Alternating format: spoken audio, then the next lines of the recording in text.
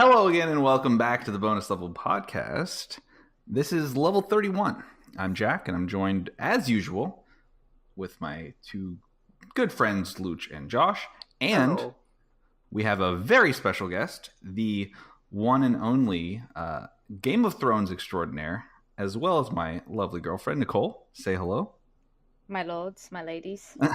We're very happy to have a very knowledgeable and enthusiastic Game of Thrones fan on the show this week. And we're going to be talking about everything Game of Thrones from the past 8 seasons up into the culmination of what goes down in history as the best conclusion to a TV show of all time. Right? Everybody? No? Since Dexter. Oh, that hits right in the feels. Yeah, it hurts. Speaking of Dexter, one of the most relative memes that I saw today was the tweet that said, "Some of you didn't watch Dexter drive a boat with his sister straight into a hurricane, leaving his child with a known serial killer, and it shows." Yeah. For everybody hating on the conclusion of Game of Thrones, like Nicole said, I think you forget about Dexter. I fell for every fake news post talking about Dexter coming back. Every single one that was like, they're going to redo the ending. They're going to extend the seasons. Like every single one, I was like, oh my God. I sent it to everybody and everyone's like, dude, it's not real. That's not real. Get over it. Like, suck it up. It's over, Josh. Yeah, it is over. So I thought that with the controversy surrounding the last season, we'd start this week's episode off by first and foremost saying that if you haven't seen the conclusion of the show, please stop listening to this podcast. Stop it right here. Go finish, then come back and discuss it with us, because this whole thing is going to be very, very spoiler heavy. And if you haven't seen the last episode or the last few episodes, just don't even bother listening to this, because we're going to be talking about how it ended, the things that happened, the things that didn't happen, and all that. So this is your one and only warning. Get out now while you have the chance. That's what I'm going to say about that. But we're going to start by talking about all of the good things about Game of Thrones, right? So we're going to go down the list and just put all of the positivity out into the universe of the things we loved about it, so that then when we go down the rabbit hole of the things we hated, it doesn't seem like it's so bad. Yeah. Right? Cool. Okay. So, what is your favorite aspect of the show as a whole? So it can be characters, story, whatever it might be. I'll go first. Yes, go ahead. You first. Because you were so nice. Yes. The main thing that I really, really liked about the show was it was a very discussion heavy show where you could sit there and you could watch it and then you wanted to talk about it with your friends. You wanted to interact with other people. You wanted to get on subreddits and read about theories. You wanted to, it made you think. It wasn't just like, oh, I watched the show, turned it off, and now I'm back, doing this or whatever. Mm-hmm. Like, I had multiple times where I threw, not really parties, but just, watch parties basically, where 3 or 4 people, 5 people would come over and we would watch episodes together, because it was a good, fun group show that everyone could enjoy together. I think that we are missing more shows like that. There are too many shows that it's just like, just kind of watch it by myself and go on about my business, and maybe 1 or 2 other people like it. This one was so you could interact with everybody. I mean, so many people, you could just start going, oh my God, did you see that episode? Yes. Could you believe that? And you just get into like this big discussion with them. It was really fun. That out of everything is probably one of my favorite things about it. Yeah, I can agree with that. It's always been very, like, even up till now, especially now with the conclusion in the last season, you have even more people talking about it. But it's always been a case of like, hey, did you see Game of Thrones this week? What do you think about this that happened? Oh, I can't believe, X, Y, Z. Yeah. So for sure. Nicole, what about you? I came for the hype. I came for the gratuitous nudity that HBO is famous for. I stayed for the characters. and some awesome characters. All of the women on the show, I really felt connected to and empowered by. And yeah, I left So because characters. of Ghost. Yes, agreed. Rip. Well, I can't say rip because he's a good boy, and he did get the recognition that he deserved in the end. So, best moment of the final season, in my opinion. Anyways, yes. So characters, discussion. Luch, what about you? Well, I started watching it in college, I think. You went to college? Yeah, and I happened to get caught, with the first episode scene with Cersei and Jamie doing their business up in the tower. And my friends thought I was watching some serious foreplay. Medieval porn. And I was like, it's not what you think. But no, it was what they thought. It was worse than what they thought. Yeah, it was even worse. It was incest. Yeah, 100%. With a child snuff film mixed in between. Oh yeah, but I stayed for my rapier swinging girl Arya. She a badass. Mm-hmm. We all know why she's a badass. You can't deny it. She's a she started off as kind of a little sissy, and then She had the best progression arc out of any of the characters. No, Sir Davos Seaworth, hands down. Sir Davos started a badass and ended a badass. Lady Arya started as a oh my god, my friends all have knives and shit, but I have a duel. I want a knife Don't too. call her a lady. I don't think she'd like that very much. That's true. That is very true. She does not want to be a lady. She doesn't want to sit in a castle and wear a dress. Exactly, but she went from a lady to we'll just go see what's west. She didn't. She was never a lady. She wanted to run around and hang out in the fields. She was a gal, whatever you want to call her. Shoot arrows with her brothers. That's true. Pipsqueak. Yeah. Pipsqueak. So Jack, what did you like the most?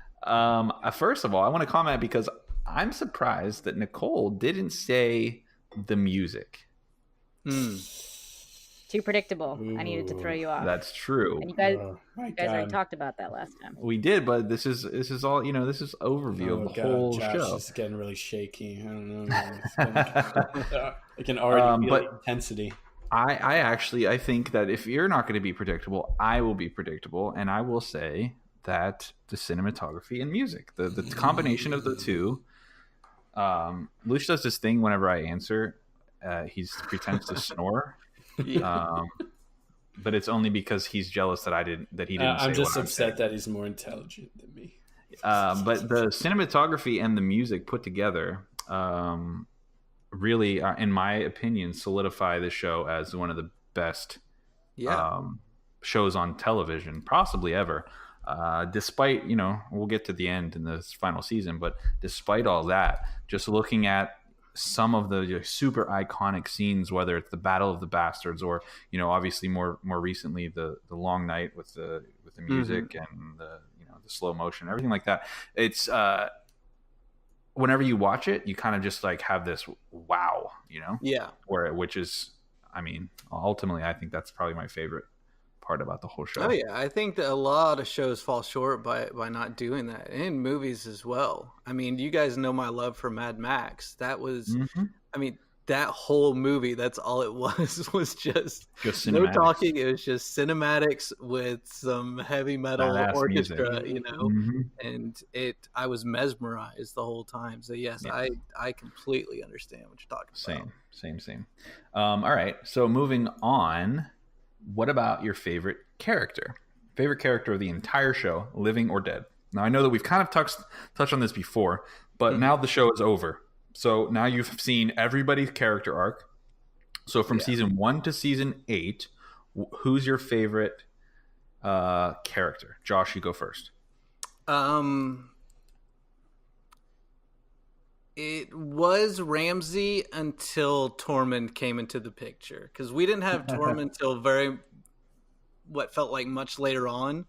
So Ramsay, I kind of grew up with him.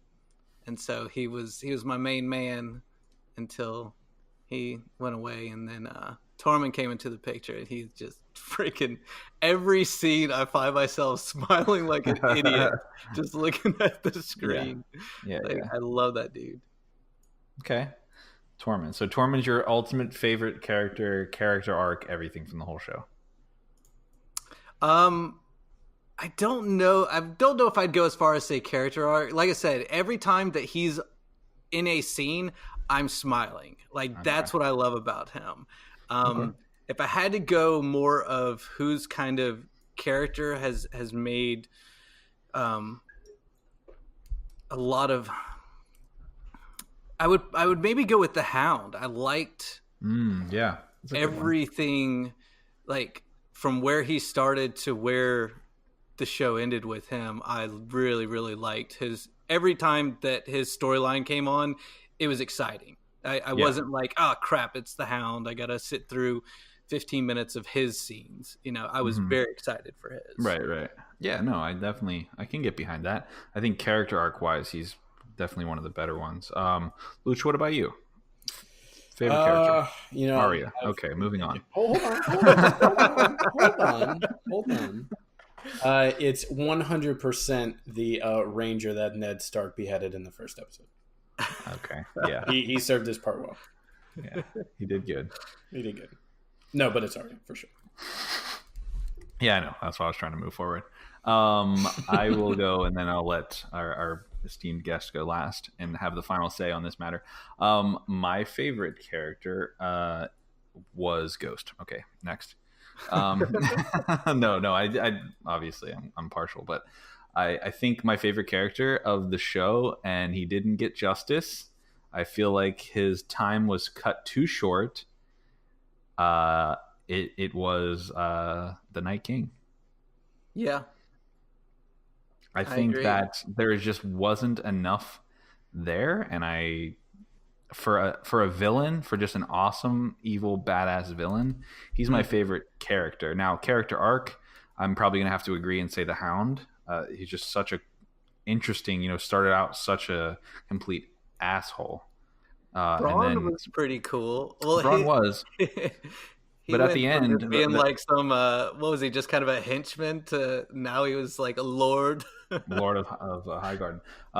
No, but I mean, the Hound, he was an asshole at the beginning and the end, but you have this intense character progression where on the other side of him, his tough exterior, he did have, he did have, a soft spot for, the Stark girls and all of that. So that was definitely, it's definitely cool to see.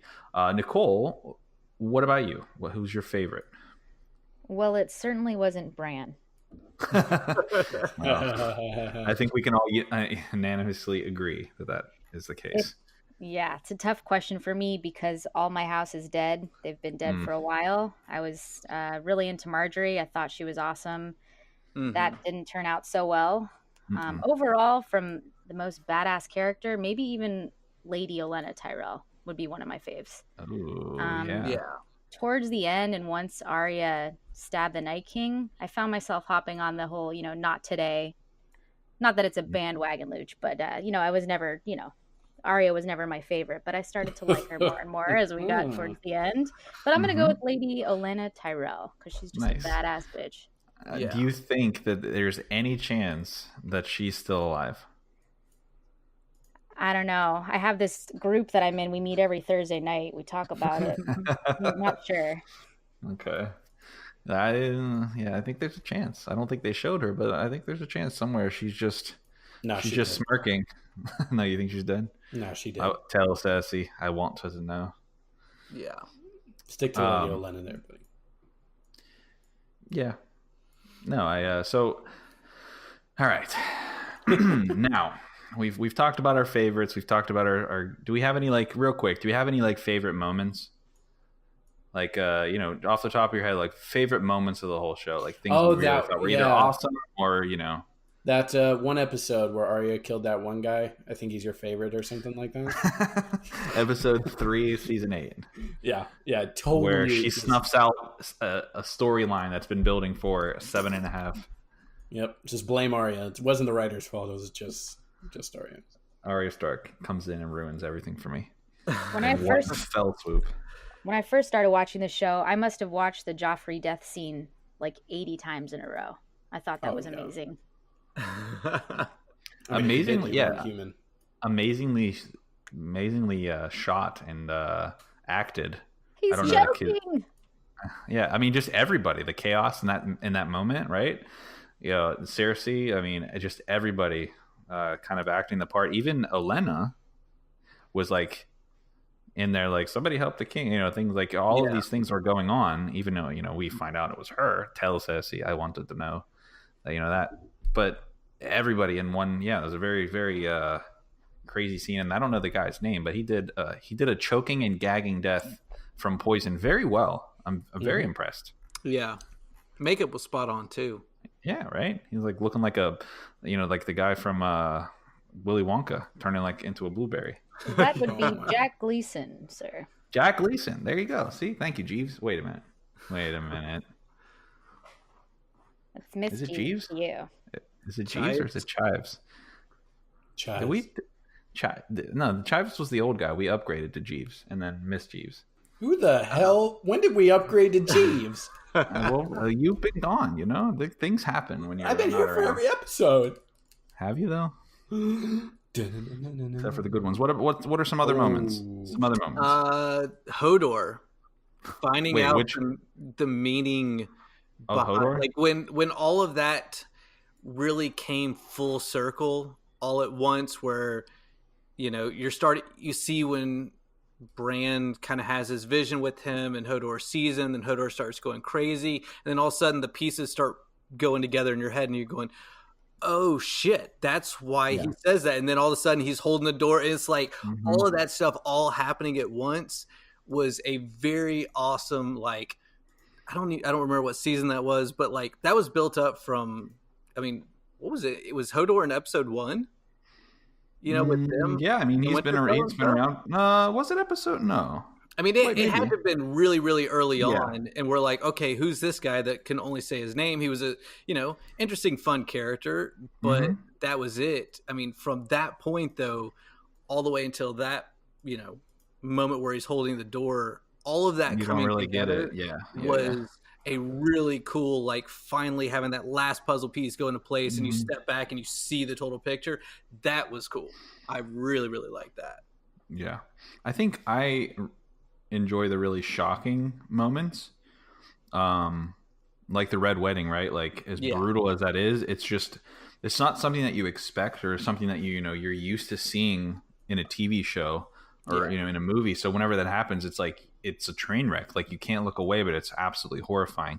And then they pair that with the music, right? I mean, that, and then as much as I love the Night King and wanted to see his story kind of like more fleshed out, that whole scene of him walking slowly and the music playing slow motion and that whole scene as he walks up to Bran, and then the brush of air past the general, and like that whole thing. I mean, it's just that gives me goosebumps just thinking about watching that whole thing play out.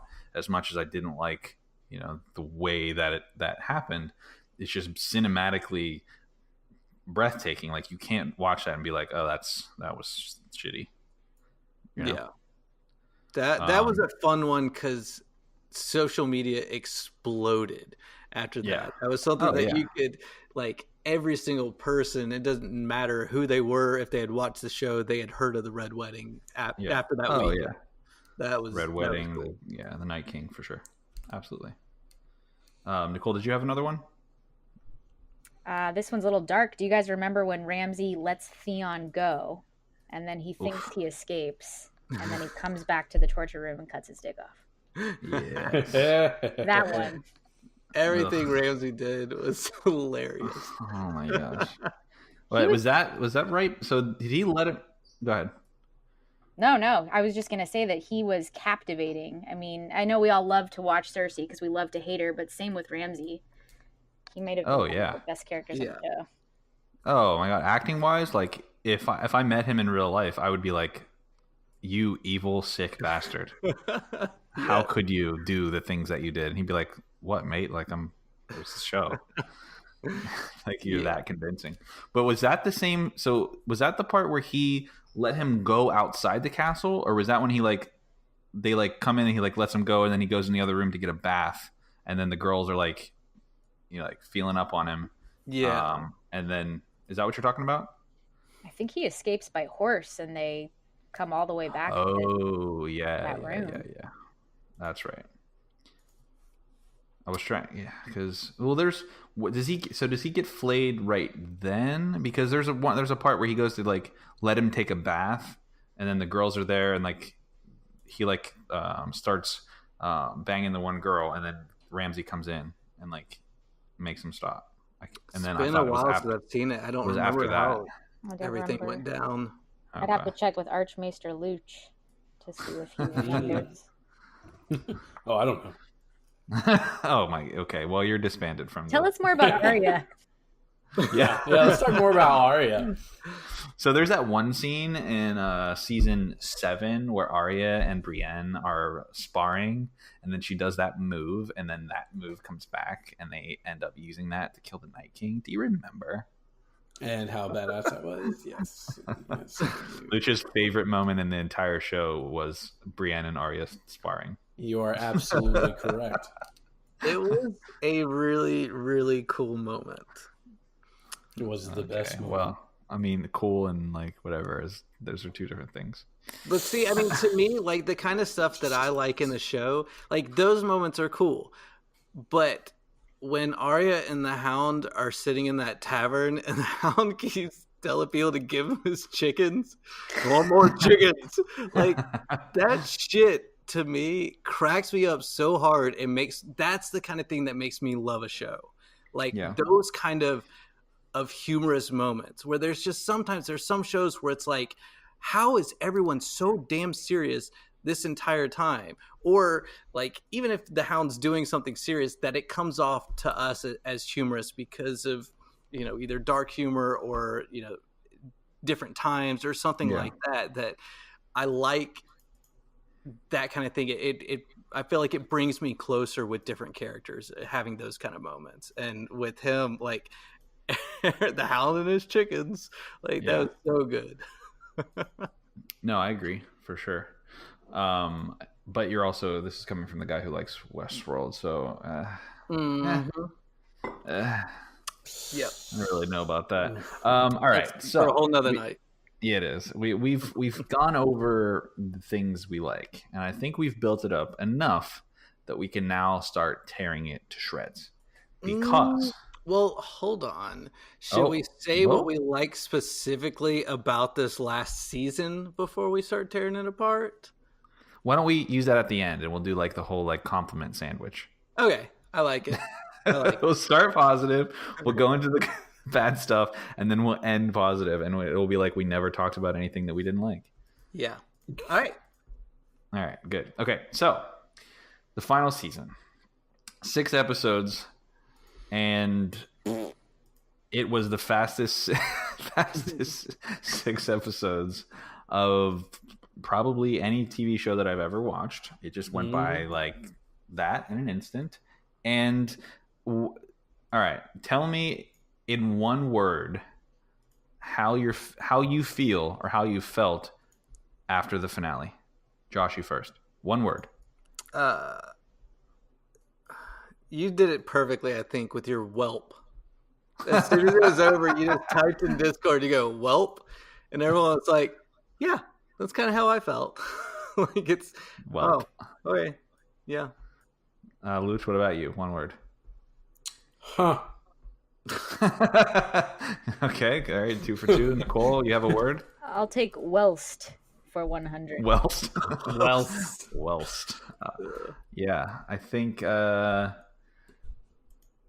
Kit Harington spilled the beans in his little interview whenever somebody asked him what he thought about the finale, and he said disappointed.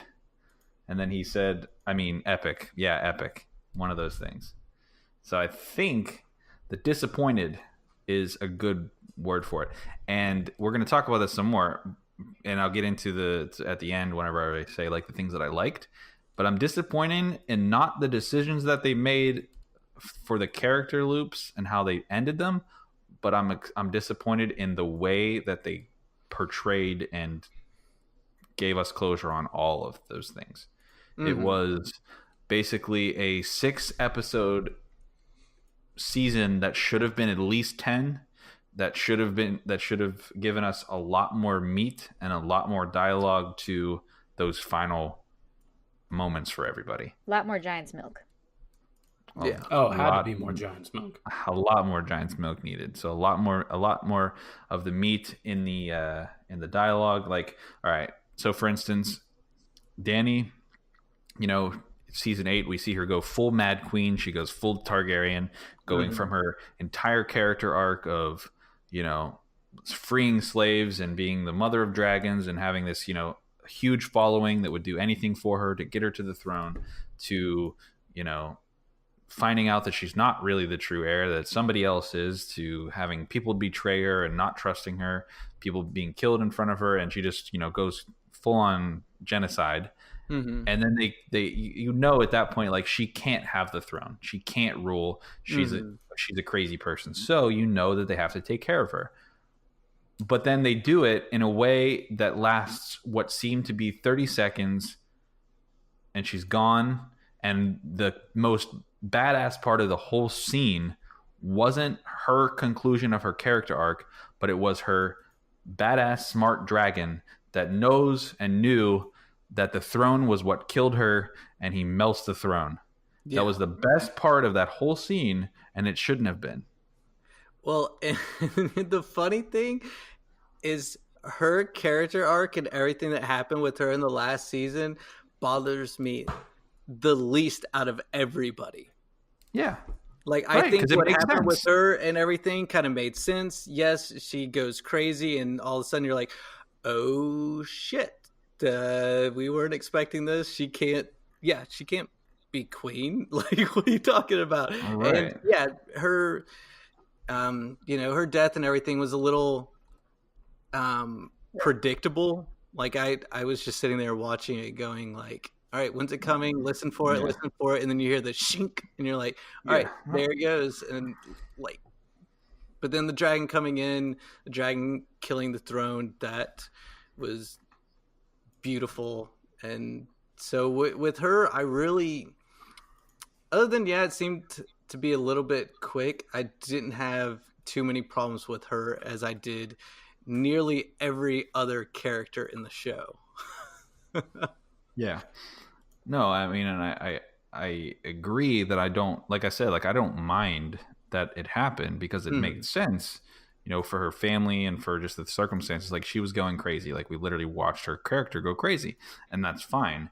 There just wasn't any distinct build up and conclusion. Like, where was the conclusion and the meat of her meeting Cersei?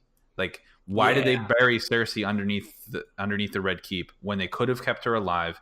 They could have made her have an entire full-on dialogue with Mad Queen Dany, and her being like, here I am, I told you I was going to come, I told you I was going to take everything from you, like Dracarys. And then nothing. All of this really cool stuff that they could have dragged out for half an episode, right? But then they just decided to just tie all these ends off, right? And again, I'm not mad with the people that did die or didn't die. I'm mad and disappointed about how they chose to do it. Like, that scene with Jon killing Dany, it should have been a lot more dramatic. It should have been a lot more heartfelt. She should have had things to say that weren't just like, I don't know. It's just, like you said, very predictable. And then Drogon just stole the whole scene by, dramatically, like, nudging Dany, and then, like, getting really mad and burning the throne down completely. And it's like, he stole that whole thing. So the only thing I remember about that is fucking badass Drogon coming in and, doing dragon things. Yeah. Such a diva. Such a diva. Yeah, he was just so dramatic. What are some other things? So now we're getting this conversation going. We're getting the juices. Yeah, how Luke feels about how things ended with Arya. Oh, bro, I can't wait for the next show to come out with her being. They're not making one. They're not. It's happening, Jack. No, they are not. Already released a press conference thing today, or a statement today, saying that they are completely debunking the fact that she's getting her own spinoff. They said Yes. it's 100% not doing it. As a trick to throw us off. No, they're not doing that. I promise you. Yeah. Don't lie to me, And Jack. honestly, it wouldn't do that well. Oh, it would be the best. No, It would go not. far surpass anything Game of Thrones would have even dreamt of accomplishing. No, I can't take you seriously anymore. Stuff with that, I'd rather see, instead of HBO doing it, I'd rather see like Netflix pick up a fun little thing of Arya and friends and have her bump. Only if they call it that and turn it into a sitcom. That's the only way I watch it. Where like it just like it has this like funky bass music and it cuts to her on the boat and like all of her friends. It's Arya and friends sailing on a ship. No, but yeah, Arya. No, it's not going to happen. Oh, it's happening. I feel for you though, because the ending of her show is, or her arc is just like, why did she get on the pale white horse and ride out of the city in episode 5? That was like so beautiful. And all everybody was saying was, it's the pale white horse, death riding in on the pale white horse. The way that Arya is looking at Dany, it's like, oh shit, someone got added to the list. Like, Arya hadn't done shit with the list in like 2 seasons. It felt I think like. she actually forgot the list somewhere. Yeah, probably whenever she took her clothes off at Winterfell with Gendry, I think she like fell out of her pocket and then it never. Bro, I don't even want to talk about that scene. Okay, that did not need to be there. That was uncalled for. Oh, poor little Arya in Luch's eyes. Oh my gosh, I can't even. That was it was so crazy. Like, I expected. I mean, she learned one of what seems like the hardest moves to do, and that's to face swap or, do a face off. She did that one time. Like, that's such a cool thing. And I don't know, it's just like the rest of the time I kept expecting her to do it again. Okay, she's going after Cersei. Oh no, Cersei's off the list because that shit happened, but she's definitely gonna get Dany now. And it's like, no, like, yeah. What does she do? She doesn't kill anyone. She goes to Gendry and goes, hey, can you make me this really, really cool weapon? And he's like, yeah. And they talk about it for 2 episodes, how she's like, hey, is my weapon ready? It's like, no, I'm making weapons for, like, the army. She's like, well, I really need it, like, ASAP. And he's like, fine. Gives it to her. She uses it for like 2 seconds. And then it's like, that's it. She was badass with it. I won't lie. But for like 2 seconds. And then it was like, all right, we're done with that. It's like, that took up at least 15 minutes of episode time making it and discussions about it to be used for 5 minutes and then forgotten about. Like, there's so many weird little things like that it's just like, what? Why? Yeah. And actually, it's funny that you say that, because that's like one of my biggest complaints with the whole season. And Nicole and I already actually talked about this, is that they waste so much time on scenes that make no sense or have no relevance to the rest of the episode. Like, even in the very last, the conclusion, the final episode, the beginning is like just Tyrion walking through King's Landing for like 10 minutes. 13. And then they get to the Dany's death scene and it's like over in 30 seconds. I'm like, you couldn't just, just distribute that time a little bit better, like add some more dialogue or, anything. It just doesn't make sense. I just don't understand, like, from a writing standpoint. And me, like, I've complained about shitty writing for as long as we've been doing this podcast. It's like one of my, like, if you look back and like scrub through our episodes, I'm pretty sure I say the words shitty writing or something like that probably the most out of any phrase. Yeah, I don't know. I complete. Well, like, if anyone can explain to me what Bran was doing during the Battle of Winterfell. Like, what was he doing? Like, he was warging the whole time, but why? I mean, was it just to go into like crows and watch?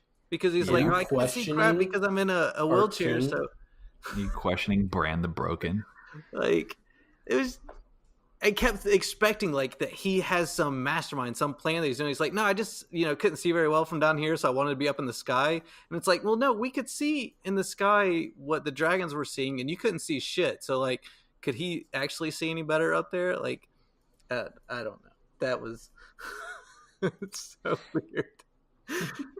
It just I shake my head at stuff like that. Like that was the most frustrating thing is because I don't know, like, is it wrong for me to expect him to do something cool from that? Like, No, did I have but were my expectations too high that I expected this guy to turn into animals? A little. You were expecting he was playing the Game of Thrones, man. He flew those crows down to King's Landing to find out where the army was, what Cersei was planning on doing, and then he was just like he played everybody like a fiddle, and he got the throne. Oh. I think the best part is that he can't see shit in any of those scenes because he said it in an interview that he doesn't wear his glasses during those scenes and he like literally can't see shit. So that blank stare on his face is just him not being able to see whoever's in front of him. He has to have somebody near him, like being like, "Bran, it's action," and he's like, "Yeah, four-eyed raven."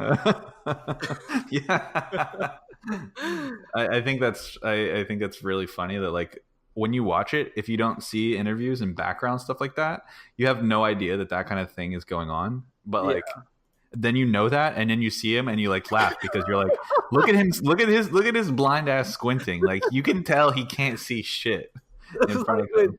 When he's staring at Jamie in that episode. Yeah. He doesn't even know he's there. He doesn't even know Jamie's in the scene. Jamie's like, oh shit, he's staring me down. And Bran's over there like, who is that? Can you step a little closer? Is that you?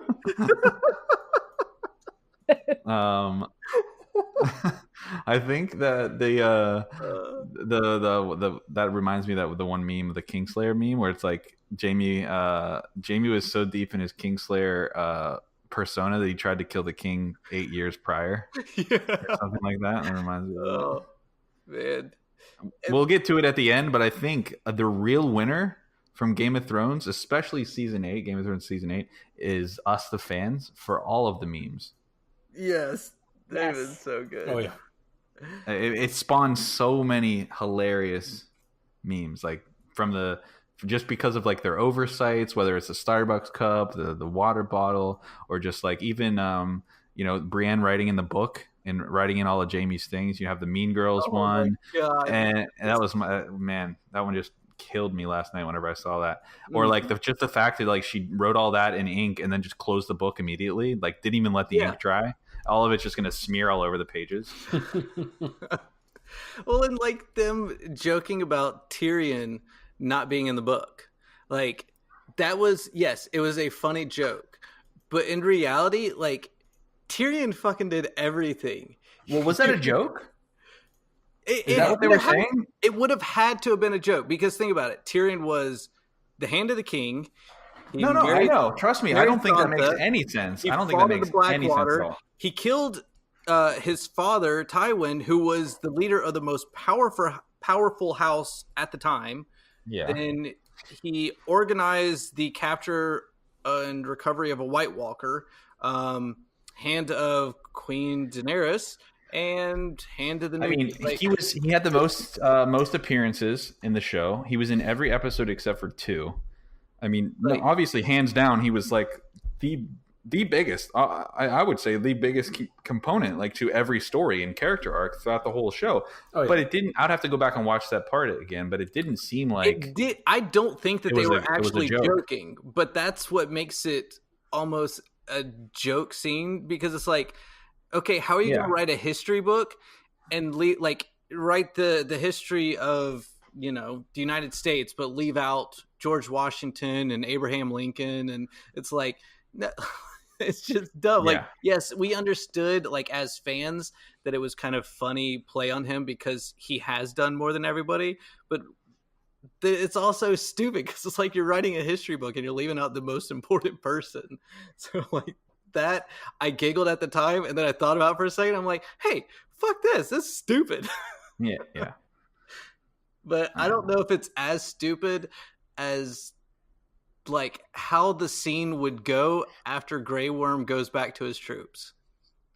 Like, could you imagine? So my brother typed out a dialogue and he sent it to me. And so basically the whole thing goes on with Grey Worm and Tyrion and everything in front of the council. And then Grey Worm goes back to his troops and he's like, all right, guys, It's like kind of change of plan. It's like, we can't kill the person that killed the queen. Instead, we just have to give him his old job back. And they're like, well, who gave you that stupid idea? And Grey Worm's like, well, the other prisoner. And they're like, well, can we kill him? And Grey Worm's like, well, no, he's the new hand of the king.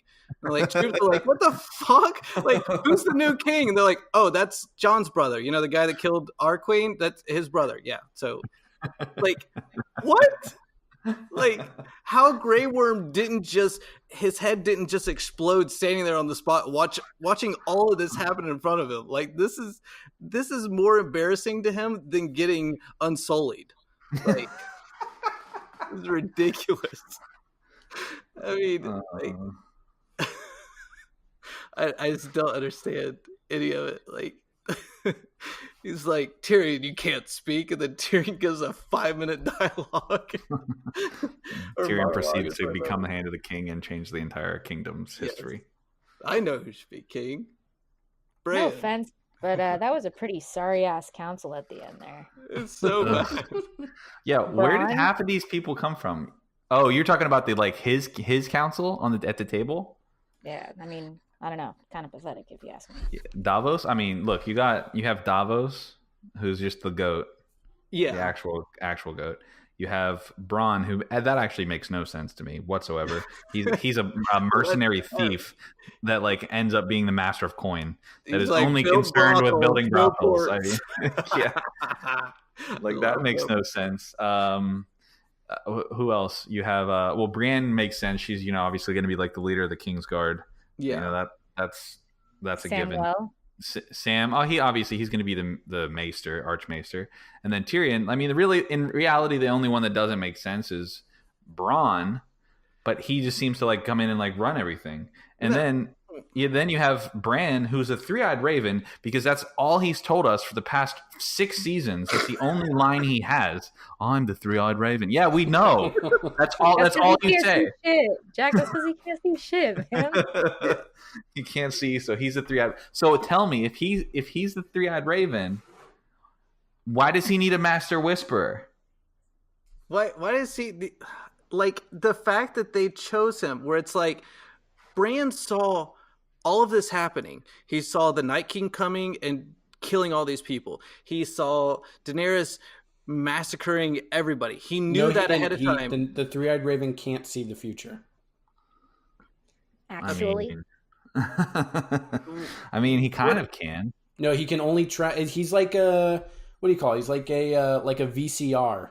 He's a okay, so tell me how he knew that Arya needed to have that dagger and that he needed to be right there at the Godswood at that specific time in order for her to kill him. What are you talking about? Like he just went Bran's back the one. to see... No, Bran's the one that gave her the dagger and said, "You're going to need this, or this was meant for you." Yeah. And she killed the Night King with it. That doesn't mean that he's seeing the future. Yeah, Jack, you're looking way too deep into this. She just needed a knife to be able to stab things with. That's all. No, she needed a Valyrian steel knife. No, but also him directly in the place that he. That was total. Bronn knows that the Night King and the White Walkers are vulnerable to Valyrian steel and obsidian from the memories of the three-eyed ravens before him, and the fact that Jon killed one. Yeah, I understand that, but he knew exactly where to sit. He knew when to keep Theon. He even stalled Theon. First of all, he only knew that the Night King was coming after him, not that they would meet exactly in the Night's Wood. Of course, he knew that they were going to meet there because he knew that the Night King was following him. I think you're wrong. I think it's very clear. I think it's very clear that he could see what was going to happen, and he planned every single step and played everybody in the entire show around the fact that he was going to end up being king, and he made every single step happen. And so that he would be. And where I was going to go with that is the fact that he very much reminds me of a Thanos-like character, where I don't think that he would feel bad whatsoever of hundreds of thousands of his peasants dying if it's for the greater good of so-and-so. Like, he just seems like, because he's on such that other level, that just one or two people dying to him means nothing. That he has no compassion for his people. He's not going to go, oh, my people need this, they need that. That he would just be like, no, we don't have enough food to make it through the winter, so half of you must die right now. Like, I could easily see him making a decision like that because he is so spacey and out there. And actually, Luch, I know for a fact that you're wrong, and he can see the future because whenever he gets appointed king, he says, and Tyrion goes, would you? I know you don't want to, but would you consider being king? And he's like, why do you think I came all this way? Like, he knew what was going to happen right there. That proves that is him just predicting, not actually. What? No, you're actually crazy. Question. Yes. Doesn't he need to grow all old and crusty in a tree like his predecessor? I think, and then he can only appoint another person as the three-eyed raven. So he can't have kids, so he can't father another king, which I guess they decided they were going to, elect a new one, basically. So it is a democracy, just not of the people. So the only thing I could say to that future sight is his visions, but that's not technically seeing the future.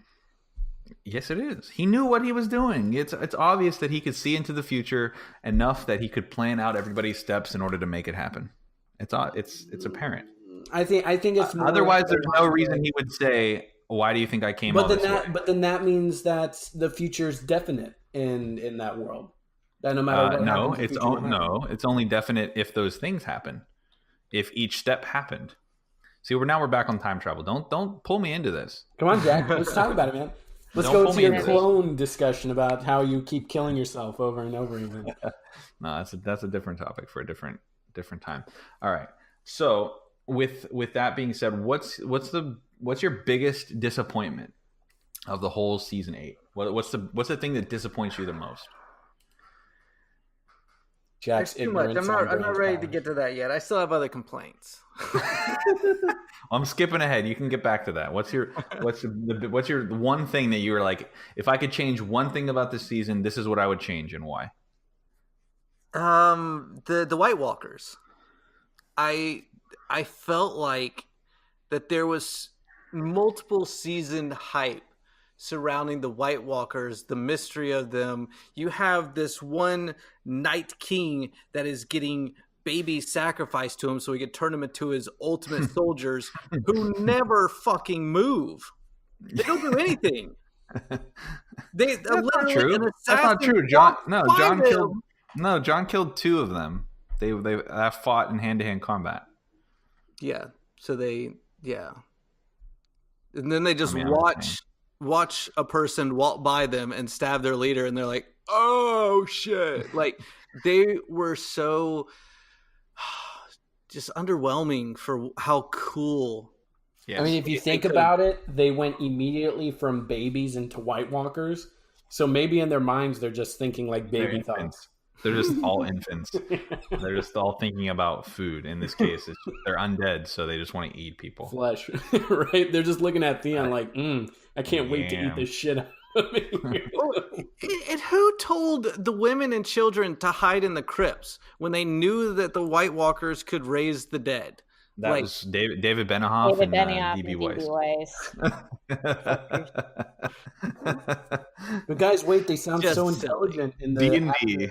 After Game of Thrones episodes during their talks. D&D, they kind of forgot about the crimps. Yes, one of my favorite memes. So the whole show kind of forgot about the crypts and the Night King being able to raise the dead. Yeah, definitely. And that's just, again, oversight in writing. And it goes back to, in my opinion, and Josh, I agree with you that the White Walkers are. If I could change one thing about the whole season, it would be that the 3rd episode is the Battle of King's Landing, and like Dany does her whole Mad Queen bullshit there, and then the 5th and 6th deal with the Night King. But then the Unsullied and the Dothraki wouldn't join them. No, they would join them because the events would unfold differently. But anyway,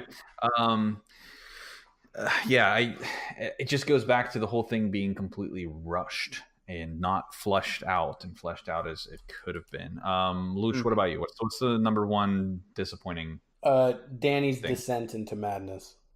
Really? Yeah. Why? because that was 100% rushed.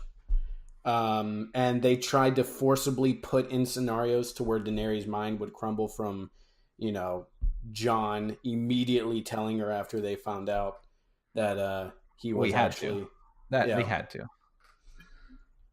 He was actually his nephew, and that he can't love her love her like a lover because they're related, and it's wrong. And Daenerys being betrayed by Varys, even though Varys was back in, what was it, babe?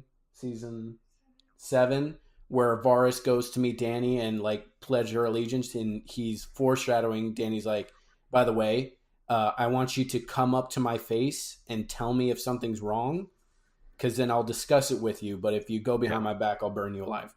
Mm-hmm. And that's exactly what he does. And, Varys is a pretty smart man. And they tried to force too much of the Targaryen flipping the coin thing on her. And now that there's 2 Targaryens, obviously Jon is the good side of them, and she's the bad side. And I don't think she would ever burn down a city, no matter how mad she was at Cersei, because again, she rescues slaves, regular people, the only people she's but you're forgetting the fact that she killed a lot of evil people, but she also said that she said long ago that she was going to take what was hers through fire and blood. She said those words. Yeah, but fire and blood can mean killing an army, but not necessarily slaughtering an entire town. I think and that's why I personally don't mind that change of her, then that progression of her. She saw a lot of people that were close to her fail her as far as making decisions and making wrong ones. Tyrion just kept making the wrong tactical decisions and all of these things that all of these people were kind of just slowly falling away from her, where she had no real support. She goes from savior to queen to mad queen, and then severe god complex to where everybody is wrong but me. Yeah, well, that was in her blood. That's the Targaryen. Well, no, line. it's everybody else. It's people who are telling her. People who are telling her, "You're so good on the inside. You're not like your family. You are all the good in this world." No, see, and I think that's the thing, though, is that on one hand, you want to believe that, it's just her blood, but I think Jon makes that very clear that people aren't. It's not just your family house. It's Tyrion as well. It doesn't have anything to do with your house. It's about the decisions that you make. And she made the wrong decisions, and she messed up, and she ended up going down that path. And that's why I think that the whole her progression actually makes sense. I don't agree with how fast they did it, and I think you're right. They really forced her hand in that way. But the only thing I don't like about that is how fast they did her death. They did not give her justice to a character that was. Oh yeah, and I love how Jon's carrying a dagger for the first time in 8 seasons. Right. Can we agree that Tyrion has not had a good idea since he's been sober and stopped whoring around? Oh, 100%. What was his last good idea? Can you think of one? Back when he was just hiring Bronn as master of coin, brothel, going from brothel to brothel, just complete piss drunk. He was fantastic, constantly making his way up in the world, and then he's like, "Oh crap! I'm now the hand of the queen. I need to sober up and start behaving myself." And everything that he did was the wrong decision. He was the one who incited Jon to kill Dany, though. He did. He said that what we did. Mm-hmm. So I think that. It needed to happen. That needed to happen, 100%. Yeah. And but it's also, if he I wouldn't was have told proud Dany of him for throwing away his entitlement, walking up to her and be like, "Yeah, I freed my brother. You killed what you gonna do about it?" He walks up there. He's like, "What you gonna do about it?" And throws it down the stairs. And she's like, "I'm gonna kill you." And then, what did you expect?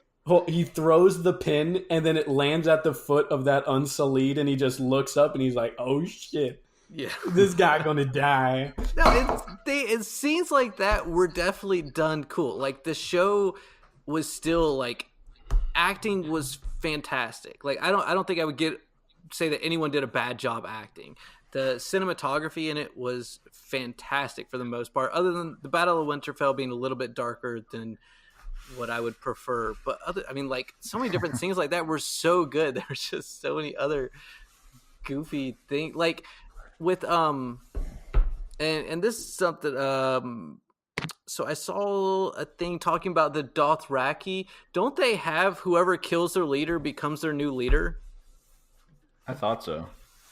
I mean, wasn't like that the rule, and that's why they didn't kill Daenerys in the beginning, is she killed the leader, and then they're like, oh, you're our queen now. So wouldn't Jon killing her, that all the Dothraki are like, shit, she's dead. Okay, well, you're our new leader. And then it would be Dothraki versus Unsullied if Unsullied wanted to stay loyal to her. Like, Yeah. I don't see why the Dothraki would turn on Jon. Yeah, I think they can only be Dothraki in that scenario. They have to challenge. So yeah, they challenge the call, and then if he gets killed, then he becomes the new. Because Dany call, technically challenged all the call to in the when she burned them all alive, and since she was a Khaleesi, then technically she's one of their blood of my blood. Sense.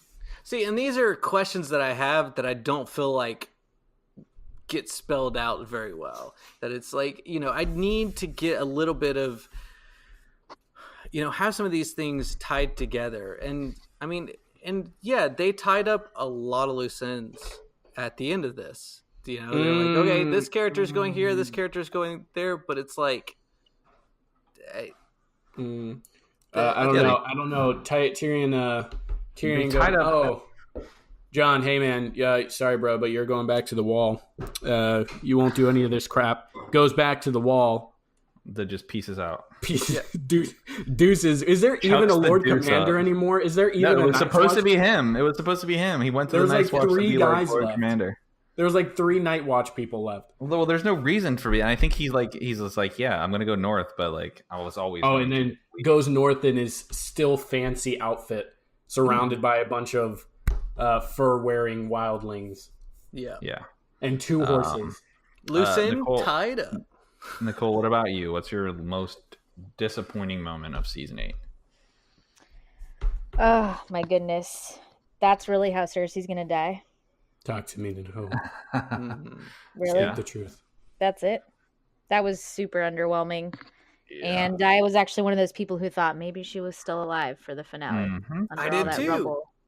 I did. But I nope. was really hoping that Tyrion would go down there and they were trapped and they weren't actually dead. I was like, right? They needed to be. Whenever they spent so much time of him walking through there, I was like, oh my gosh, he's got to find her. Then he sees that little crack of light. I'm like, oh, perfect. They're going to find her. She's going to be alive.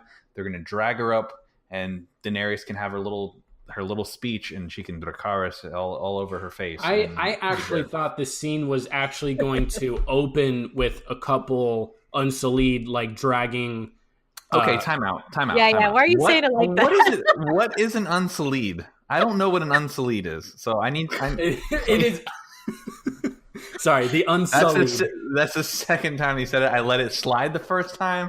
The second time through, it's not gonna happen. It's the Unsullied. Is this like as a My Sunday kind of thing? Like I don't know what a My Sunday it's like is. Cool Whip. Thank you, Jack. Nicole, don't encourage him like that.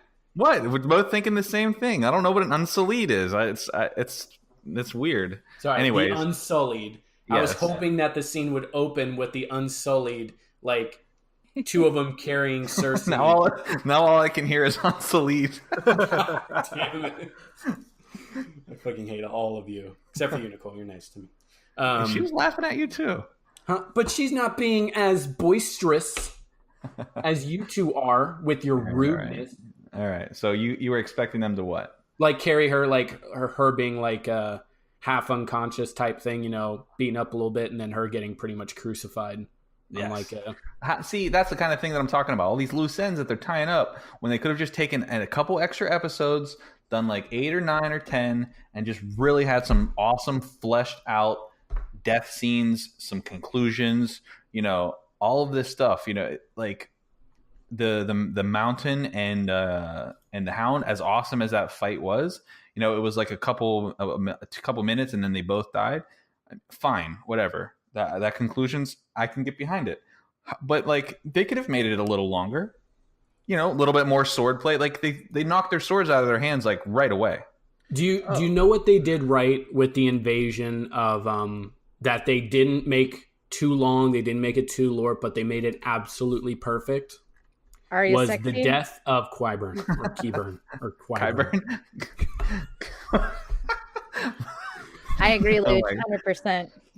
I don't know who Qbert is, but like Whatever his fucking name is. Kyburn, I can get behind that. Yeah, they killed him instantly. It was awesome. Just not even like instantly. It was just blunt, straight up. You will obey your queen. And I'm like, but the only thing that I don't get is like, why did he get immediately set off as soon as he saw his brother this time, but wasn't the first time when they all met up in the arena? Because he wasn't meeting him in combat. Because but I mean, like he just immediately killed Qyburn, like immediately, like just hey, bro. Yeah, because Qyburn was about to get in the way of him fighting his brother.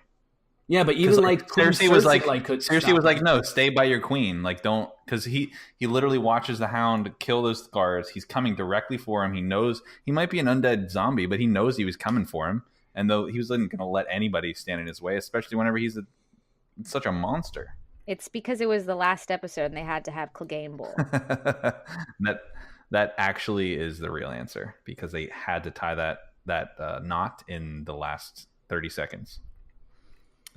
I wish that the fight actually didn't end in the last episode, and that like somewhere in the last episode of the series, still rolling around. They're just on top of the tower, just still duking it out. They just like fell off that tower into the fire, but now they're just like kind of just charred corpses, just kind of fighting. You remember those like Family Guy episodes with Chicken and the Peter, and they're just battling each other just through the city. Like everybody else is just going on with their lives, but in the background you just see them like rumbling and tumbling through, like crashing through walls. Right. They're destined to do this forever. Well, and I mean, God, how like the Mountain was such a cool character. Like after the Oberyn fight and everything, and he basically dies, they bring him back. He did almost nothing for like 3 seasons other than grunt. Yeah, they completely really grunt, did he?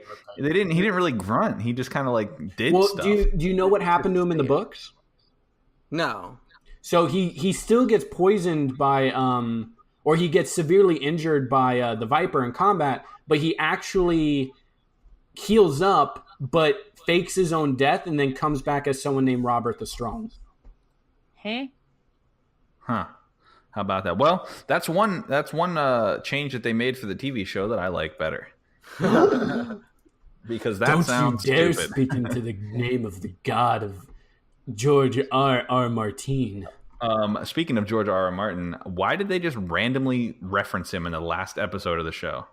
Wait, they did? Oh, for the Song of Fire and Ice? Yeah, like why? No, that's what the whole book series was about, was that book, Song of Fire and Ice. Yes, Luch, I know. But they didn't have to throw that in there and just randomly reference the title of his book. Like that's what like at the end of the series of the books, like the reason why it's called the Song of Fire and Ice. Self-references, I know, but it's just there was just no reason to do that in the very, very last, like basically like, oh, this is an homage to the books, when the half of the show is based not on the book, it's on its own. Yeah, you know what they should have brought Lady Catelyn back like they did. Yes. Yeah, she should have been like up the river, you know. Well, and her dead body was like with, come with back. How hyped everybody is about the show, with how much money they're obvious. I mean, like, I don't think that they're losing money on the show. Like, why do you rush it? Why do you try ending it a season early? Like, it's called Disney movie deal. Yeah, it's called Star Wars. It's called a chance to be writers on the biggest arguably the biggest franchise of all time. Wait, hold on. They got into Star Wars? I actually didn't know this. From what I understand, they were offered to do a 10-episode season of Game of Thrones for the last season, but they opted for 6 because they had to dip out and start working on the Star Wars movies. This is just what I hear from one headline of an article that I never clicked. No, unlike the 3 new movies after this series. Yeah, like way late in the 2000s. Are you freaking kidding me? Like 2024, 2025. Yeah, no, 100%. Yeah, they're the writers for. Why would you leave the greatest television show for a mediocre. Oh my god. Yeah.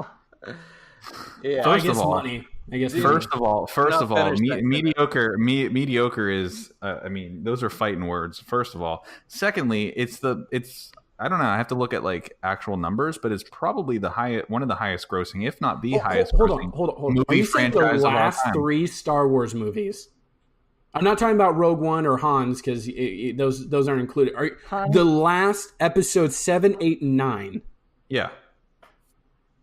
What about you agree with those? Huh? What are you talking about? You like first those? First of all, 9 isn't even out yet, sir.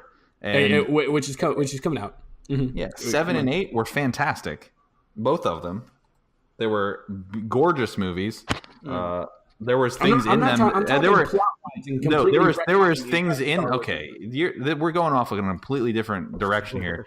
But for another episode, Jack. 7 and 8 were awesome, and the things that weren't cool about them, people forget how fucking cheesy 4, 5, and 6 were in the 70s. Like, awful dialogue, awful CGI and props. Like, there's a scene in the original uncut version where one of the stormtroopers bumps his head coming through a doorway, and that was brilliant. It was real. No, that's what I'm saying. Like, people forget, and it's all about those rose-colored lenses. Where like, oh, the 4, 5, and 6, the originals were great. And then you go back and watch them, and you're like, holy shit, what am I watching? And first of all, this episode 2 is actually the best one. Okay, see, this is why I can't take you seriously.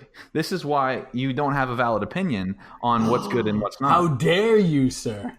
Anyways, back to... we will have a Star Wars episode. They are also rumored, I'm reading here, to do a spin-off of The Little Mermaid under the Salid.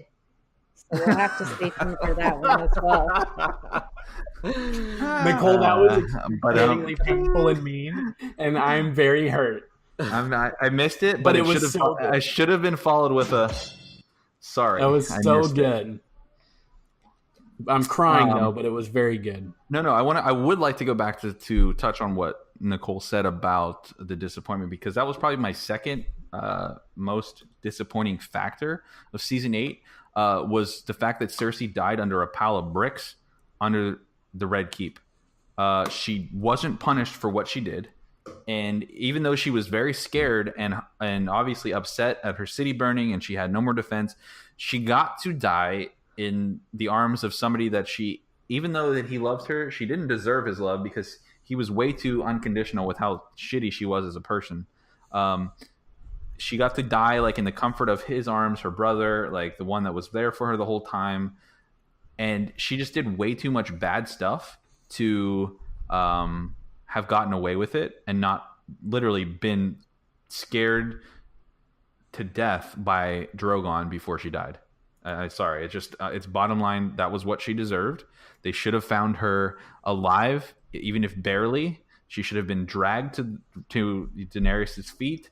Dany should have been able to have a nice little speech, and Dracarys, like I said, Dracarys all over. There was a small reason I would disagree with that.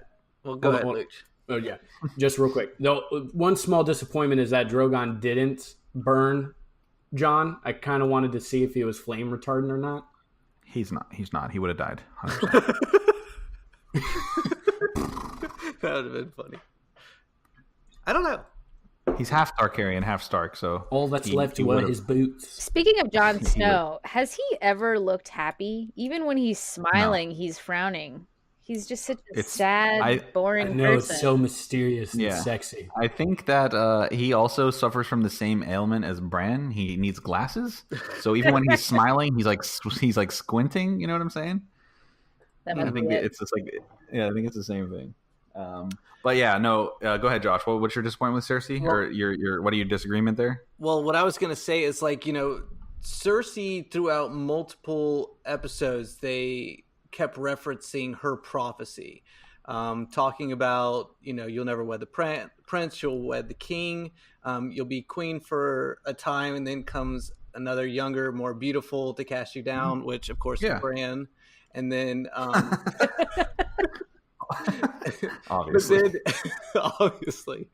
and then it says talks about her younger brother would kill her, and No. Okay. See, now you're getting the wording wrong. It says that she would exactly. It says that she would die with her brother's hands, her younger brother's hands around her neck. The Valonqar. Yes. Which is what happened. Exactly. So what I'm saying is She wasn't killed by her brother, but her brother's arms were around her neck. So what would he have to have his hands around her neck when Danny's he was holding her? Ate him? Well, no, I'm saying like that. If Danny's dragon did something, yeah. that would cause a problem with the prophecy. No, I see what you're saying. Yeah. And on these things, I'm going to side with the prophecy because that's what I felt like they didn't do for so many things. Even with this one, how they're like, well, technically she died with Jamie's hands around. Like, I feel like they did that with so many things. They're like, well, technically we followed all the rules. Technically we tied up these loose ends. And it's like, but did you really? No, yeah. So that's the thing, right? They had all of these ropes dragging in the wind, and they literally, what it seemed like during the span of 6 episodes, just ran around like crazy people, tying them up, regardless of whether it made sense to the story or not, or regardless of whether it needed to be flushed out more. Like they just were tying up all these loose ends just to tie them up to say like, oh, and the show's over. Okay, cool, thanks. See you guys later. And that's why everybody is mad. That's why everybody is disappointed. It's because, they gave us conclusions, and the less intelligent people that are disagreeing and signing petitions to have it redone, which is so stupid, by the way. If you're listening to this and you're for that, I have no love for you whatsoever. These people put in 8+ years of their life, the cast, the crew, the writers, like all that. And whether you disagree with how they wrote the ending, like to actually sign a petition saying that they need to redo it is so disrespectful. 100% disrespectful. And if you think that you should try writing a show or a story and then giving it to millions of people and having them critique it, that's my advice to you. If that's the way you feel, because absolutely ridiculous. It's even in disappointment, it's still, even with season 8, it still is one of the best TV shows that we've ever seen in our lifetime. Yeah. Hands down. I mean, that's the thing. Absolutely. I still love the hell out of Dexter. I would go back and rewatch so many different seasons, so many different episodes. I love it. Not a fan of how it ended. I would be happy if right now Michael C. Hall was like, hey, you know what? It's been a little while. I'm thinking about coming back and showing what happened to him after I was a lumberjack for a while. I'm coming back. And it's like, whatever. I would be excited. I would get Showtime and I'd watch it. But that's the thing, though. And then that's a meme. But like people forget about other shows and how they ended. Like Lost was this huge cult following show. Huge. Like people were so about Lost when it was out. Like, it was just the #1 show that people were watching every single week. And you watch it for 6 seasons, you invest 6 years, and then literally at the very end, they're like, oh, by the way, spoiler alert, here it comes. Everybody's been dead since episode 1. Yeah. And everyone's like, wait, what? Everyone and you're like, yeah. Everybody died in the plane crash in episode 1, and the past 6 years have just been purgatory and limbo. And then everyone's just like, wait, that's not true, right? That didn't really just happen. Yeah. And then they're like, yep, it did. Okay, see ya. And that was J.J. Abrams, by the way, who is still regarded as a amazing director. He directed one of the Star Wars movies. I mean, like, these are people have such short-term memory when it comes to this stuff. And as much as we can kind of be like dissect the last season and say that it was rushed, which I think we'll all agree that it was. We can do that, but we still get to witness all of the conclusions of these characters, even if it's not in the way that we necessarily wanted. What if, for some reason, the writers just decided not to write the last season, and we're just left stuck with nothing? I've had plenty of shows that happened to. There was, one of my favorites was with Clive Owen. It was on Starz, called The Nick, where he was like a surgeon in a really famous hospital in New York City, like back in like the early 1900s or whatever, like before they had really figured out all this medical stuff. Show was incredible. And like season ends on a cliffhanger and they're like, yeah, show's been canceled. It's like, what? Like, what are you talking about? Like, you can't just end there. Like, Yeah. oh my god, it was so terrible. 100%. So do we have any other like final thoughts on things that were disappointing? Because I know that you have a lot of other complaints, Josh. So do you want to like touch on like different things? I think I pretty much, yeah. I mean, the main thing was definitely the White Walkers that just really freaking. I just had so many different theories of them. I watched so many different YouTube, videos of people going, okay, I have this theory about them. Like the fact that they nailed a child to the wall with a spinny arm thing with fire and stuff. And it's just like, yeah, we just did that because we thought spinny things are cool. Like, what? Yeah. You're telling me I have a Never theory. really did properly explain All where right, that let's sigil hear it. came from. Go for it. I have a theory on your theories, which is that they didn't want to tell us too much about it so that we will tune in 2 years from now when the White Walker show is ready. Right. Yes. I mean, honestly, as shitty as it sounds, that's very possible. That like, because whenever they're writing shows and they're actually planning things out, even them planning out, the Star Wars movies, they're not going to be ready until 2024, 25, 26, whatever it might be, the next 3. Yeah. And they're going to be completely like different stories and whatever. Like we're talking about 5-6 years from now before they hit, and they're already starting their plan. Like they rushed the ending of their most famous show, like the show that like really put them over the edge as far as like being popular, to go do that 6 years from now. That's the kind of line of thinking. So yeah, I mean, of course, if they have this in mind and they know that they're going to do, end it on episode 6, like, hey, like let's not give out away too much because we're going to really, just tell that story in another show. I mean, I'm going to watch it, right? Like, I'm going to, you know what I mean? Like, we're going to watch it as much as we might be disappointed with, the way things went. Like, we're going to go see just because, they've been my favorite part. Like, the White Walkers and just, like, him being able to just kill somebody and raise them from the dead. Like, I mean, think about that from an enemy standpoint, right? Like, we love D&D. So, like, think about that. You go and you kill a whole army of orcs, and then the main bad guy comes through, and all of the army that you killed, and then all of your people that died, he just comes through and raises everybody. So now he has his army that's still alive, plus your army that was dead, plus his army that died. You know what I mean? Like you have all this, and that's your enemy. Right? Like that's incredibly scary. That's incredibly daunting to kind of like have to face.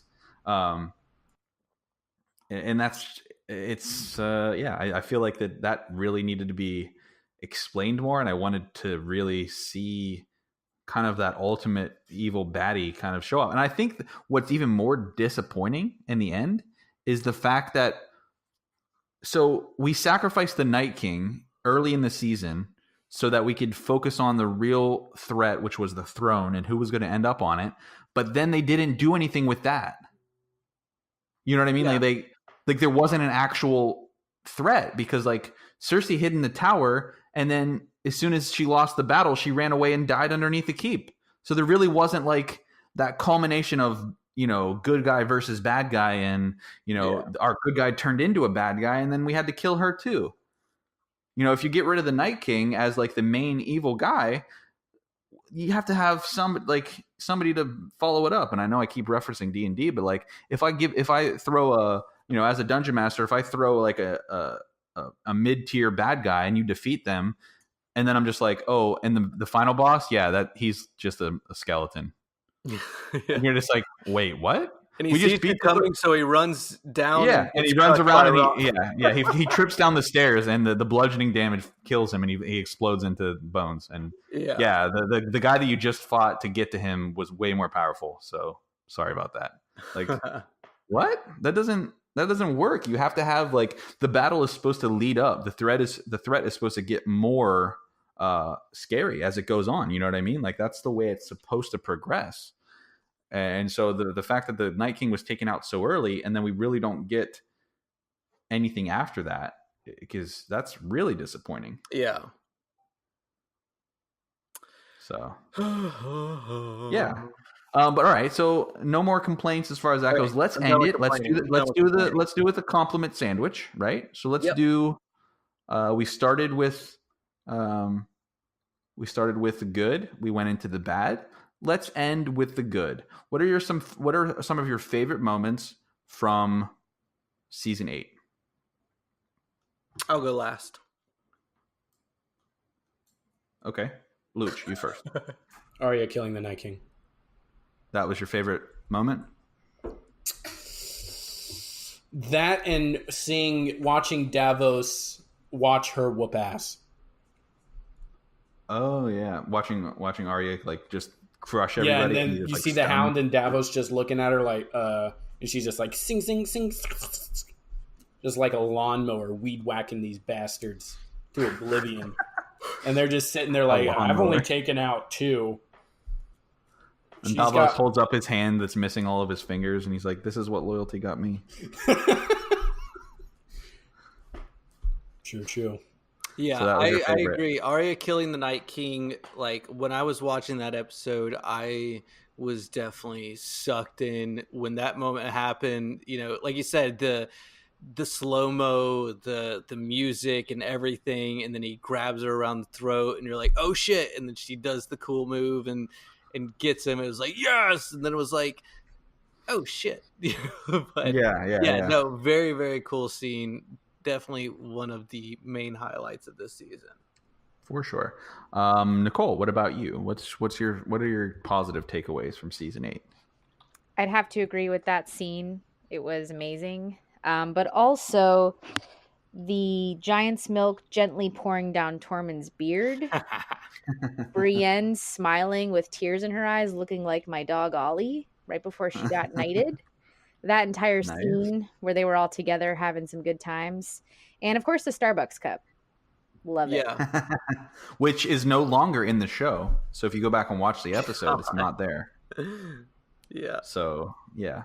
I agree. But yeah, Air Arya is the best. Air Arya, yes. That moment. I just think that like in that scene, the music, right? Like we always talked about the music before. Just there, it's just perfect. Mm-hmm. The way that the piano playing and the slow motion scene, and that's like that to me was Game of Thrones, is Game of Thrones. Like those moments are why I absolutely love the show. And if we could just have extended every single, episode and scene and fight scene into those kinds of things, I mean, it's so good. Like I said before, one of my favorite scenes are always like the shocking ones. In the Red Wedding, you have the music playing right before it all happens, and then it's just kind of like this build, and then something just so shocking happens, and you can't even believe what's going on. And I just that moment with Arya is awesome. Drogon realizing really who killed his mom and melting the throne, that was super dope. CGI on that was incredible. Like it felt hot watching it. Yeah, and just that the metal just all melting, and she had just talked about how many swords were used to create it, and just all of that, and then just like watching it melt, and how angry Drogon was, and then obviously seeing Ghost again, him getting the pats that he deserved, which just, I know I didn't talk about this in the disappointment part, but the fact that Jon was able to leave him with Tormund and say, go north into the wild where he belongs, without saying thank you, like that wolf did so much for him, killed so many people, was on the front lines of battle, like in the Battle of Winterfell and then Long Night, he was in the front lines with the Dothraki. Yeah. Like he lost an ear, he got cut up, and Jon just was like, all right, see you, dude. Yeah. Like that was disappointing. We don't have time. Yeah, like I have to go down south. Like no, and the reason they said is that they didn't have the CGI budget because it's very complicated to put an all CGI wolf in with an actor. And then literally the next episode they spent the entire thing blowing up King's Landing with CGI dragon fire. Mm-hmm. So I don't. Yeah, it makes no sense. But whenever he does see him and he acknowledges him and gets him those good pats. That was very nice to see. Yeah, I don't know. I would think that just like cut Cersei's pay down a little bit. I mean, what she make $1 million an episode, standing, looking out a window, doing nothing, wine? Pouting, standing, pouting. That right there, dude. They could have paid for She earned it though. Like that woman throughout this whole time has been incredible. I mean, from day one, like she's just like top 5 most hated people in the entire world. Like as far as characters in movies, I mean, like think of any kind of bad guy in a movie, she's up there. Like as far as the most hated, like she was just. But I think, think about it. Every single villain, right? For the most part, every villain was so convincing in the whole show. The Night King, just menacing and scary. Yeah. Cersei, the same. Ramsay, just absolutely terrifying, right? Joffrey, he was he was just like, you didn't know like what he could do. He had no mercy. He had no soul. Who else? Who else is a villain? Euron. He was like literally a crazy person. Yeah. I mean, granted, he had to like take time off of his tour with Imagine Dragons, but you get it, right? I mean, like he was scary. Like every villain throughout the whole show, it just was so convincing that actor-wise, they did a great job in that way. So we definitely give them props for all of the villains being just, if you were to see them in public, you'd be like, ugh, I don't like you. Yeah. Well, just the side characters in the show were fantastic. I mean, and that was something that I think that they really picked up on for this last season, because that whole episode where they're all there drinking together and, singing songs and stuff like that, and kind of catching up and everything. And you realize that people are having, story arcs kind of tied up and stuff. I mean, those were all non, quote unquote main characters, but they were all fantastic. I mean, just to have that many different not main characters be as cool as they were is awesome writing. Yes, agreed. Mm-hmm. For sure. So what about, all right, so no, I don't. I was going to say, what about the show would you have done differently? But we kind of already covered that with our disappointments. Yeah.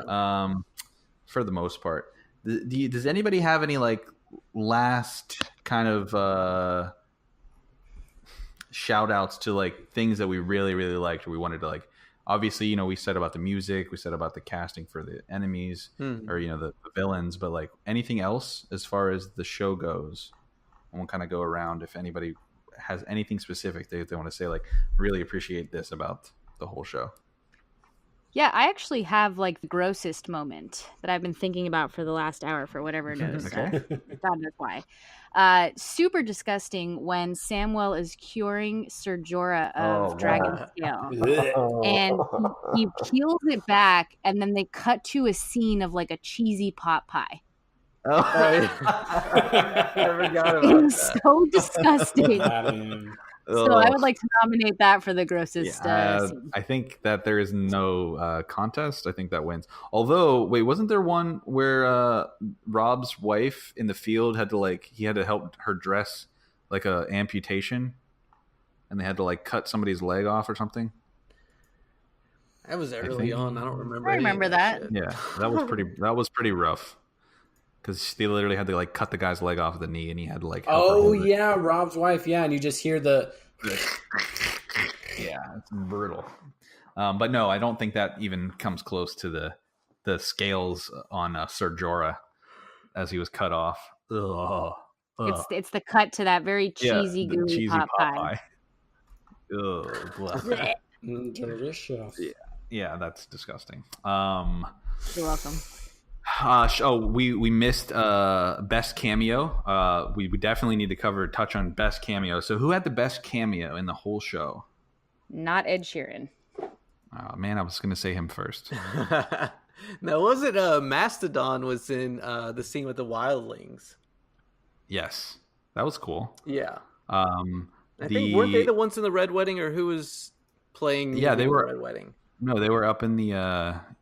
No, it wasn't. No, that was a different band. I forget who they got to do that. In Red Wedding. Yeah, ask Chives, Jeeves, Mrs. Jeeves. No, my nomination goes to Coldplay. That's right. Yeah, my nomination goes to either Rob McElhenney from It's Always Sunny in episode number 1 of season 8, or Aaron Rodgers in episode 5, just getting burned alive. I think that one of those two needs to be number 1 cameo. Yeah, for sure. Stan Lee. Rip. How dare you? Too soon, Luch. Right? Come on. R.I.P. Unsullied. God damn it. Actually, I was going to say worst pronunciation goes to Luch for the Unsullied, but if you watch the Inside the Thrones, after episode 4, I believe, both David Benahoff and D.B. Weiss both pronounce 2 different things really, really wacky. They call Miss Sandy, they call her Missandei, which is just the weirdest thing I've ever heard, because that's not how anybody pronounced it in the show. And then they also, Nicole, what was the other one they did? They messed up another name, and I don't remember. Oof, it's fleeing. That escapes me. Remember. As well. It escapes me. They mispronounced John and pronounced it Joan. Yeah, they mispronounced another. They said like something else. Cersei. I think they called it Circe. Oh yeah. They called her Cersei. Like David Benahoff said like Cersei, and then DB Weiss said Missandei, and we were like, wait, what did they say? And then the bonus level podcast was doing a recap of the whole show, and the one host Luch called the Unsullied the Unsullied, and I think that all of those probably are up there. I hate all of you. The worst pronunciations. But hey, shout out to After the Thrones for making me feel like a total subject matter expert after each episode. Yeah. And just repeating what they say to anyone I talk to the next day. Well, you see, I think that this is what happened, and this is why she did what she did. I think that we really need to understand where her characters. Yeah, and for anybody that doesn't understand where that meme came from, that doesn't watch Into the Thrones afterwards, the episode where Dany flies her dragons down and Rhaegal gets shot down by Euron's army, they literally in After the Thrones or Into the Thrones after the episode say, so yeah, Dany kind of forgot about Euron's army. And then literally the scene before that, they're all sitting around the council table, and Varys is like, the people are here, and Euron's army is here, and his ships are here. And then like they cut to her just flying down, and she's like, yeah, she kind of forgot about Euron's army. Do you guys remember that GIF or that meme of okay, it's GIF. God damn it, Jack, you shut your mouth for a second. Of the meme with Ewan McGregor as Obi-Wan inside the speeder. He's just like with his head. Do you believe in me? Yeah, and then like the explosions are happening all around. Yeah. That's how I imagine Dany on Drogon. Yeah, just doesn't care. Oh, speaking of that, that's another huge disappointment to me. And just a botched rush job when they killed Rhaegal. It made no sense to me at all that Rhaegal just happened to be hit by 3 sniper shot arrows a half a mile in the air above boats.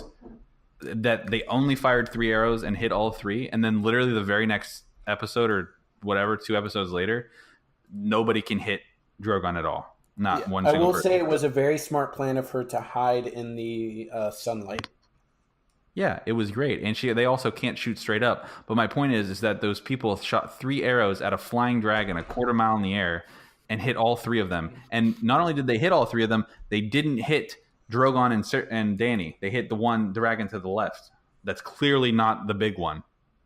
So, we always use this phrase a lot, but plot armor. They had to kill a dragon next to Dany so that she could get real pissed. But what they should have done is just killed Rhaegal in the fight against Viserion in the episode previous, and him dying to an undead dragon would have made so much more sense. Yeah, but they needed that. It probably looked really fucking cool too. Right. But instead, they just took my boy out with three sniper shot arrows. Didn't he have like they were undead playing on top of him? Yeah. He. I don't know. Yeah. They were playing the original Modern Warfare. Good job, boys. We'll get him next time. Yeah. Mm-hmm. Right. No Russian. Yes. Disappointing. Not only did they do that, but then she was just stupid and didn't fly around behind the ships that couldn't turn around fast enough to stop her. What an idiot. Silly goober. Yeah, for sure. All right. So, anybody have any like finalized? Because this is the last time we're going to talk about Game of Thrones in the podcast. Probably. A moment of silence. Yes. No. Yes. I said my piece. Yes. All right. Very esteemed guest, please, you have the floor. I am very excited to go see Game of Thrones live in a couple months from now and bask in all of the music and glory that was Game of Thrones and possibly cosplay. Pop quiz, because I'm 100% with you, and we're gonna have a great time. But pop quiz, without looking it up, what's his name? The composer. Ramin Djawani Salid. Salid. Sounds like my mustard. Ramin Djawani. I can't believe it's not Dijon. Yes, I 100% agree with you. The music is, if not, it either is or it's very close to the best part about the show. Without it, those scenes would just not have the same impact whatsoever. So for those of you that don't know, they've been doing this for a while now, I think, past couple years. But they're going to do probably like a farewell tour after the final season. They do a entire orchestra and live concert of all the music throughout all the seasons, and they play the scenes behind it, and they play all the iconic theme songs, and it's just really awesome to see a full orchestra with a choir and all the different instruments playing out that music as you watch the scenes in the background. So that is later this year, and that is going to be fantastic. Oh yeah. So if you can get to a hall, or this time it was in the in an arena last year, but this time it's in a fairground, so it's so big that they're actually doing it in an amphitheater this year. If you can get to it, I think tickets are most of the time only like $25. So very affordable, very awesome. If you like the show, definitely check it out, because we're going to have a great time seeing that again this year. And it'll be the last thing that we probably see for a couple years about Game of Thrones. Yeah. Because the next thing that we hear is going to be about whatever prequels, and that's going to be all new characters and cast, and, so for sure. Anyways. I'll wait about a fortnight to rewatch the whole series. You said the naughty word. We don't say that F word on this show. Okay. It means 2-week period. Yeah, for those of you that are interested, we had a debate on when we could watch Game of Thrones again, and I said probably never, because now that I know what happens, I don't know how I'd watch it from the beginning again. Yeah, I don't know. That's Jack for you. Nice. But on Nicole, on the other hand, she's already watched the season finale probably like twice or 3 times. So. Oh wow. Mm-hmm. Hated it every time. Yeah, exactly. It doesn't change. No matter how many times you watch it, it's weird. It doesn't change. You can yell at the TV, you can scream, you can cry, you can run for help, but destiny arrives all the same. Yeah. That was an Avengers reference. Gosh. P.S. Are we all just so indifferent to Sansa? No one even cares to bring her up. Nah, fuck Sansa. For just slowly whispering over to Bronn's ear, "Hey, by the way, bro. So your dick doesn't work. I'm going to be queen in the north." Yeah. Okay. Okay. So tell me this because we're gonna wrap this up. But before we do that, tell me how she just straight up goes. Everybody else is like, I, Bran the Broken King. And she's like, yeah, we're going to remain independent because, the North don't bow to anybody. And he doesn't look at her and go, Sansa, I'm the oldest male stock. They will kneel to me. Yeah.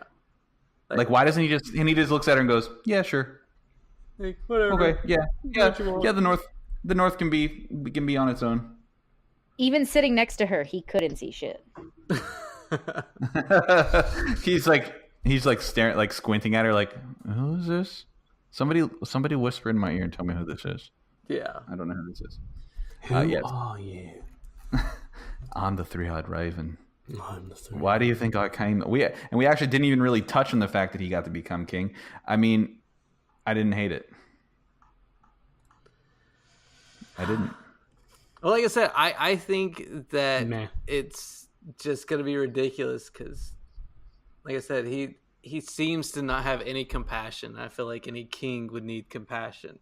But other than that, like, I wouldn't want Sansa doing it. Like I said, she completely betrayed Jon when he's like, hey, promise me you won't tell anyone because it'll make me have a really hard time. She's like, yeah, I'm just going to kind of tell who I want to anyways. She not only tell somebody, but she tells the person that was going to tell everybody. Yeah.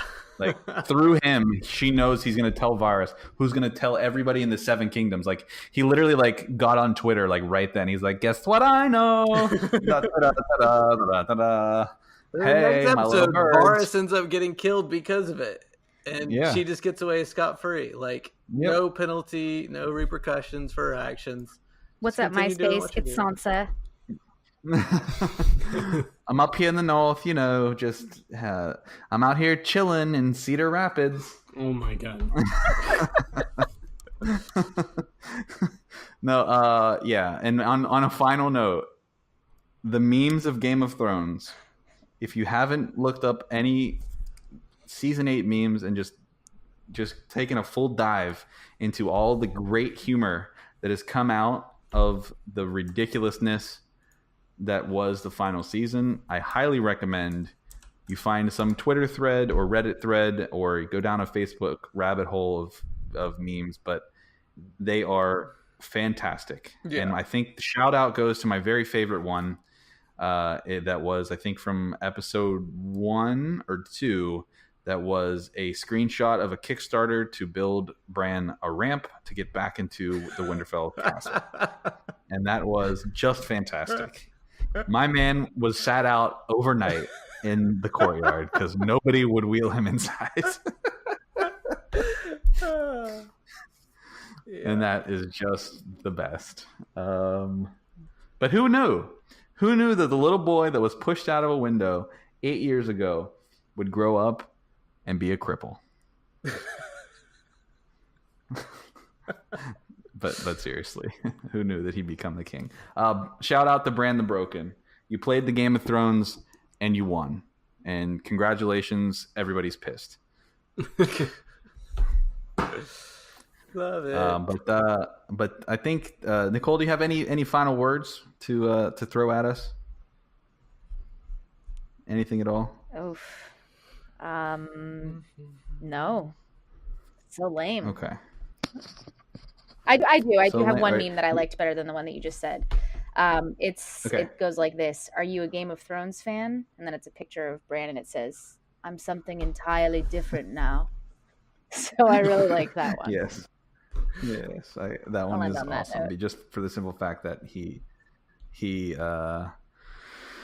was just the worst the whole show.